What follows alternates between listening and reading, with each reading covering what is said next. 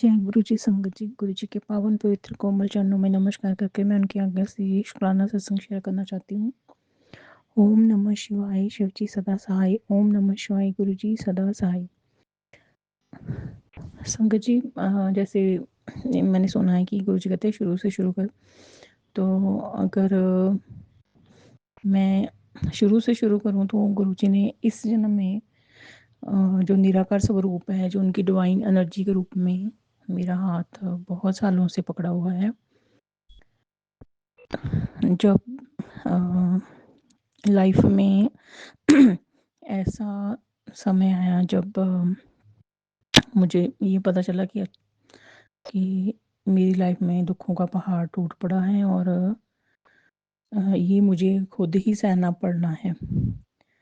तो जब मैं कॉलेज में पढ़ती थी, हॉस्टल में रहती थी और उस टाइम पीरियड से मैंने देखा कि मैं बड़ी थोड़ा-सा उस टाइम इतना समझ नहीं होती थी, है ना?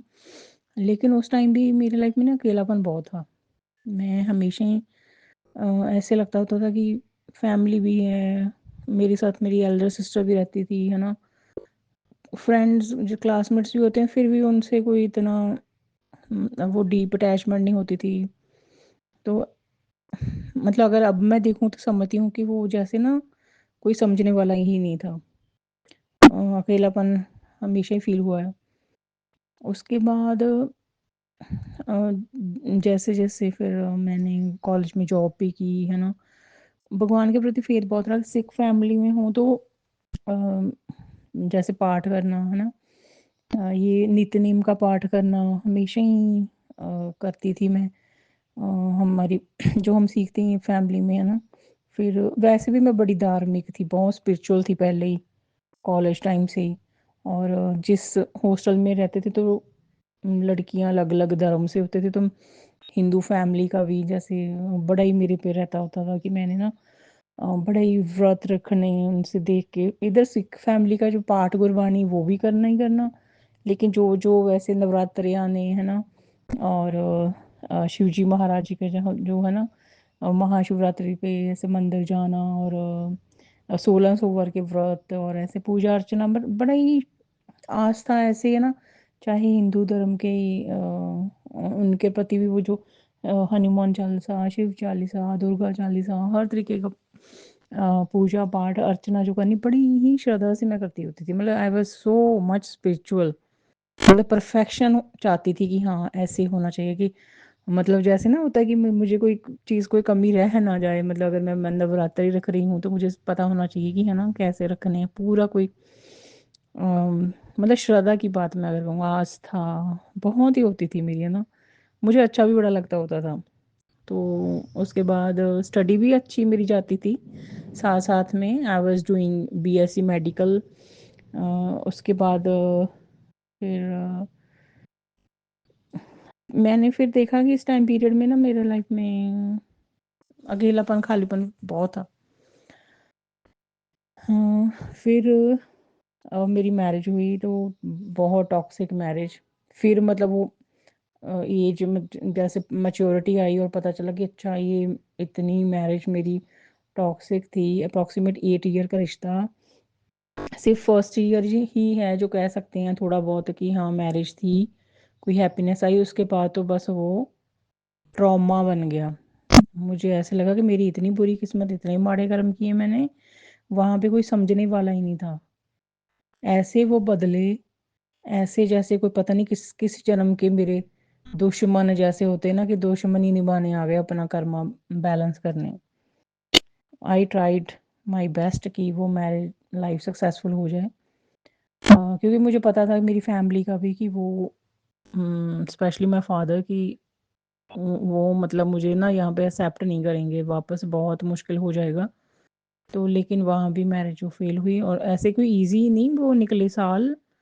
वो तो मेरा बस, मैं जानती हूँ जब मेरे भगवान जाते हैं तो उस टाइम पीरियड में ना शंकर जी, वो जो जब मुझे लगा कि हाँ ये मेरा हस्बैंड है, ये तो बहुत अच्छा था, इसको क्या हो गया, है ना? तो जो भी मैं जैसे होता ही है कि अपनी मैरिड लाइफ के लिए, है ना, कोई उपाय करने, कोई, है ना, मतलब आई ट्राइड सारे जो भी एस्ट्रोलॉजर, न्यूमरोलॉजिस्ट और जो भी पहनने जो भी होते हैं ना कि आप ये उपाय कर लो, ये ऐसे कर लो, है ना। इवन कि पाठ भी करी जाना सिख फैमिली का जो होता है, गुरुद्वारा साहब में अरदास करनी, मंदिर में भी जाना, हर तरीके से जो भी की मैरिज बच जाए, है ना। वो कहते हैं ना भटकना, वो टॉक्सिक मैरिज में वो जो मेरा मतलब टॉक्सिक हस्बैंड था 3D वर्ल्ड का, उसकी वजह से जो मैं भटकी हूँ ना संगत जी।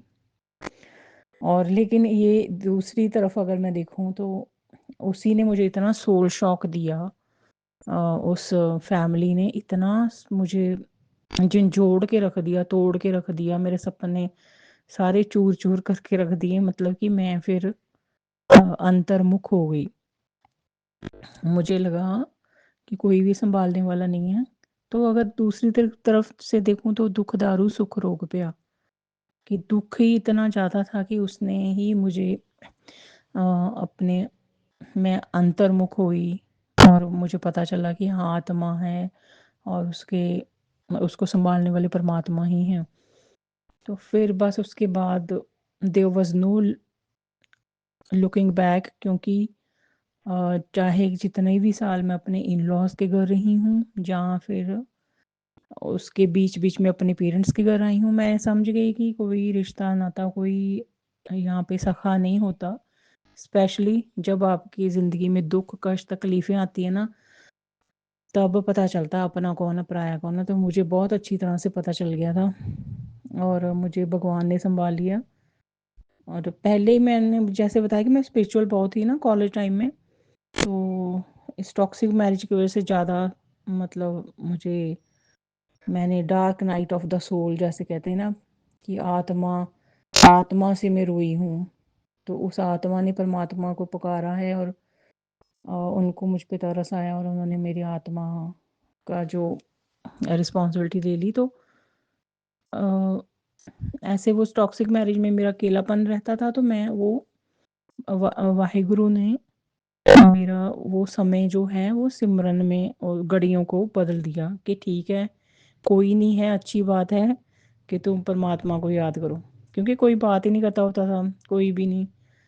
फिर ऐसे जो उसके बाद मेरा इतना ज़्यादा फेद हो गया, मुझे गुरबाणी की लगन इतनी लग गई। फिर मैं श्री गुरु ग्रंथ साहिब जी के जो पवित्र सैंची साहिब है उससे गुरबाणी का पाठ करने लगी। इतना आनंद रस आता था कि बस बार बार मन करता था कि मैं पाठ करूं, और बस मुझे चैन आ जाती थी, मुझे शांति आ जाती थी, मुझे लगता ही नहीं था 3D वर्ल्ड में कोई दुख है। तो जब जब भी मुझे लगता था कि हाँ मुझे कोई परेशान कर रहा है, तो मैं सहज पाठ महाराज करवा लेते थे, वाहिगुरु जी। और गुरबाणी का रंग है ना इतना, उस वाहिगुरु गुरु मंत्र की दात मिली। और मैं ना फिर धीरे धीरे गुरबाणी जो है वो श्रवण करने लगी, साथ में गायन करने लगी। मतलब मेरा मैक्सिमम टाइम ऐसे स्पेंड होने लगा, मुझे अच्छा ही बहुत लगता था, मुझे वो शांति इतनी अच्छी लगती थी ना। लेकिन मेरे जो पेरेंट्स थे उनको ये था कि इसकी मैरिज फेल हो गई है ना, और ये पता नहीं सारा दिन यही करती रहती हूँ। लेकिन ऐसे नहीं था, भगवान ने जैसे जब आपको चूज़ कर लिया होता है तो वो आपकी रिस्पॉन्सिबिलिटी ले लेते हैं, तो अब समझ आता है ना। तो मेरे कर्मा जो थे ना, जो कार्मिक अकाउंट्स थे पास्ट लाइफ के, वो बिगिनिंग में इस टाइम पीरियड में सभी के सभी ने जैसे ना जैसे जब भगवान ने चाहा कि इसके कार्मिक अकाउंट्स क्लियर करवा देते हैं, है ना, तो साथ दिया। तो इधर मैं सहज पाठ करती थी, गुरबाणी का रंग, जब मन करना कि मुझे कोई रूम मिल जाए, मुझे कोई कोना मिल जाए, मैं जाके शांति में गुरबाणी श्रवण करूँ, गुरबाणी गायन करूँ, गुरु मंत्र का जाप करूँ या पाठ करूँ, है ना।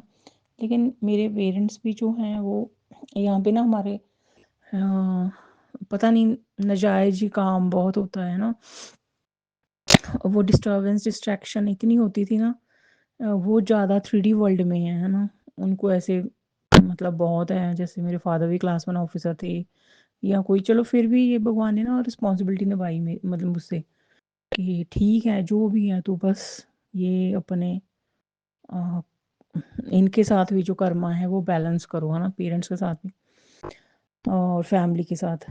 तो सभी के सभी मुझे कार्मिक अकाउंट्स ही लग रहे थे इतनी मुश्किल टाइम में। सारे बहन भाई